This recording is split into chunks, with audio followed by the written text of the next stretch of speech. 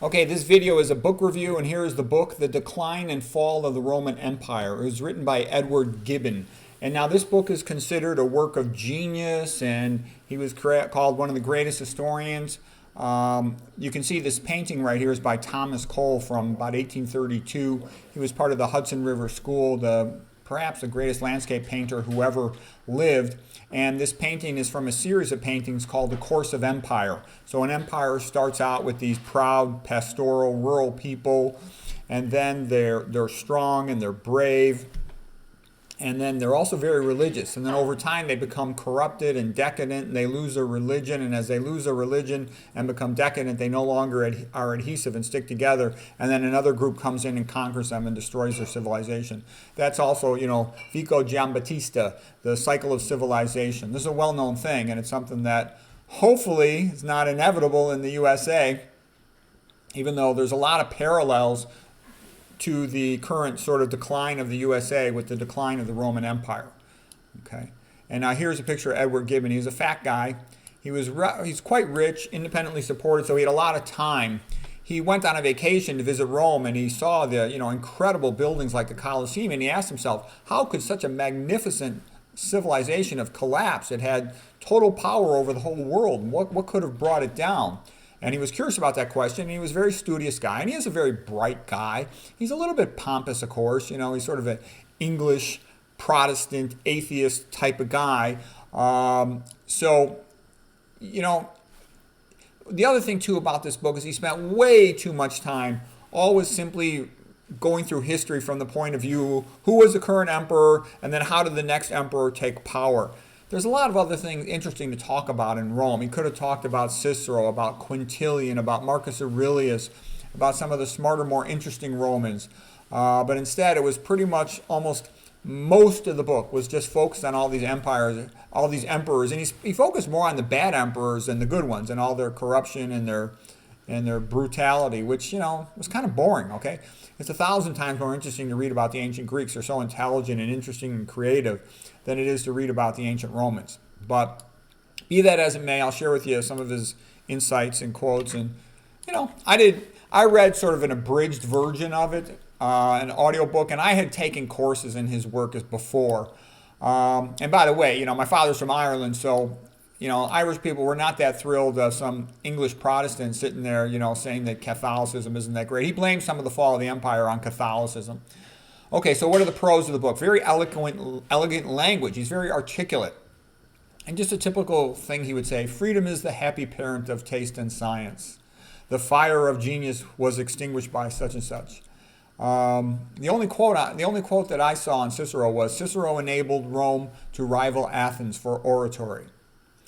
And then after the victory at Actium, every big decision depended on Augustus. Okay, so let's see. History is little more than the register of crimes, follies, and the misfortunes of mankind. A barbarian is a man uncivilized, untaught, a savage. According to Gibbon, savages were men still living in the hunter-gatherer phase. Barbarians were typically illiterate peoples who alternated between pastoral farming, drunkenness, and plundering other people. Okay, Gibbon continues. The educated man, by reading and reflection, multiplies his own experience and lives in distant ages and remote countries, whilst the illiterate is rooted to a single spot and confined to a few years' existence, surpasses but very little his fellow laborer, the ox, in the exercise of his mental faculties. And then, Martin Luther said almost exactly the same thing. And in the past, you had more separation of the classes. You had an aristocracy, and you had all the illiterate peasants. And because the aristocracy was just, for the most part, talking to each other with their books, they would say whatever they wanted about the poor. Okay, so you get a much more outspoken opinions in these books. It's partly what's interesting about them. What I find interesting studying ancient Rome is that nobody has a dog in the fight. So you can see how people really behave in political situations without anybody feeling they have to defend their own co-ethnics or anything. What was bad about the book? Like I said, too much time just spent on, why did emperors die, and then how did the next one take power? And all the interesting stuff about Rome. I would have liked to hear about Epictetus, the Epicureans, and the origins of Christianity. All that stuff would have been more interesting. So I thought this book was quite overrated. It's worthwhile to go through his quotes, but it wasn't that much fun to read. It's easier to read than Milton, but that's not saying much.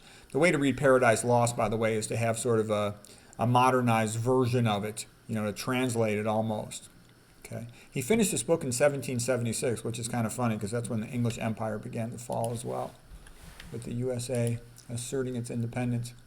Okay, more quotes by Edward Gibbon. Every man who rises above the common level has received two educations. The first from his teachers, the second, more personal and important, from himself. Yeah, that's true too.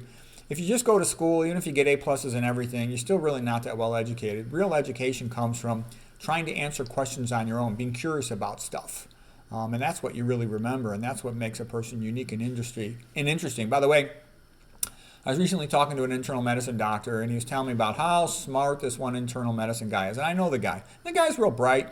He's almost like he swallowed a dictionary. He can repeat everything back from the textbooks. But I also know the guy, and I know his work. He never does anything interesting or controversial or unusual. He's just sort of a prodigy, almost like a puppet. He knows conventional medicine and what it wants, and that's nice, but the reality is it misses out on the most important things, so you really can't do much. And it doesn't matter if you're A++ in conventional medicine, you still don't know nutrition, epidemiology, toxicology, and the things that start with the letter S, so you don't know much. It's just a fact. That's why, a health coach who studied, videos at my YouTube channel for a month knows more than the chief of internal medicine at Harvard. Okay, Gibbons continues. If man were called to fix the period of history of the world during which the condition of the human race was most happy and prosperous, he would without hesitation name that which elapsed from the death of Domitian to the accession of Commodus. So Commodus was the son of Marcus Aurelius. If you ever see the movie Gladiator, you can see the accession to power where Commodus took over. It was almost like inadvertently Commodus took over according to the movie, rather than Russell Crowe, who would have been better. He was the great gladiator. Okay, Edward Gibbon. The various modes of worship which prevailed in the Roman world were all considered by the people as equally true, by the philosopher as equally false, and by the magistrate as equally useful. And thus toleration produced not only mutual indulgence, but even religious concord. Okay, and that's a little bit like typical Edward Gibbon. He's clever, he's a little bit funny, but he's also sort of insulting towards religion. It's religion which holds a society together. What does it mean? Relegare, to ligate, to tie together a people. The Christian persecutions included Nero and Diocletian. The Christians were blocked from jobs. Christian slaves were told that they would never be allowed to be freed by Diocletian. Lots of Christians were martyred. Okay, and that's another thing too. There's a lot of great books written about the early Christians. My favorite is Quo Vadis, but there's a whole bunch of good movies and books about them. There's Ben-Hur. There's a lot of good stuff about them. Okay. Quo Vadis is one of the greatest novels ever written. Probably about the fourth best novel ever written, by Henry Sienkiewicz, a Polish guy. Okay, typical, though, here's like the eloquence of Gibbon. This is the thing you like. You say, the vices of Maxentius made the virtues of Constantine more lustrous. So he has a lot of clever sentences like that. Constantine ruled from 312 to 337 AD, and he sort of popularized Christianity, made it legal, and then you saw a whole bunch more Christian Catholic churches pop up.